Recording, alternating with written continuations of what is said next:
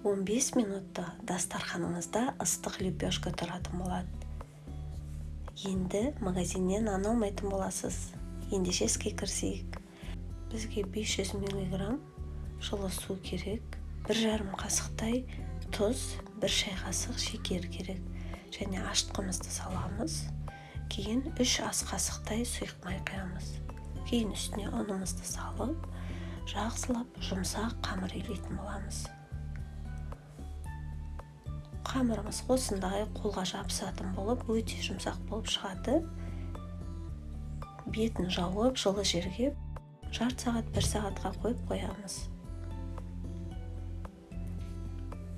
Қамырымыз көтерілгеннен кейін қазанның қақпағының астын осылай жанып тұрған газдың үстіне қоямыз. Қазанымызды осылай 10-15 минут бұрын қосып қоямыз астын. Қызып тұруы тиіс.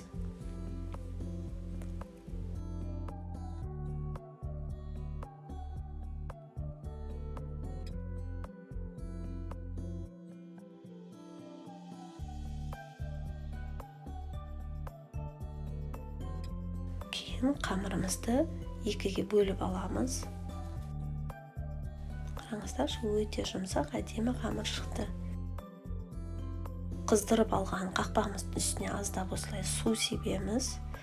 Кейін қамырымыздың жарты бөлшегін салып, қолымызды сулап, осылай қамырымызды жақсылап лепешканың көлемінде етіп жайып аламыз. Қамырымыз сол қақпаққа жабысып қалуы тиіс.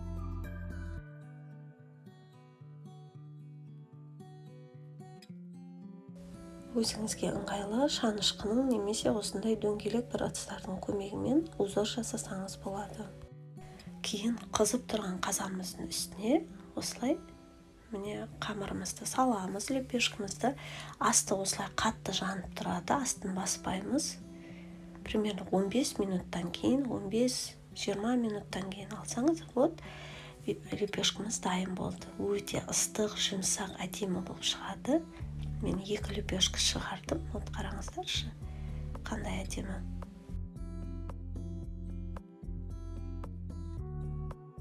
Күнделікті осылай кешкі асқа ыстық лепешкаларыңызды дайындап, отбасыңызды қуанта отырыңыздар. Дастарханға қойған бойда бірінші болып желініп қалатыны анық, өте жұмсақ, иісі енді керемет. Бұны жасап, дәмін көргендеріңіз үшін ас болсын.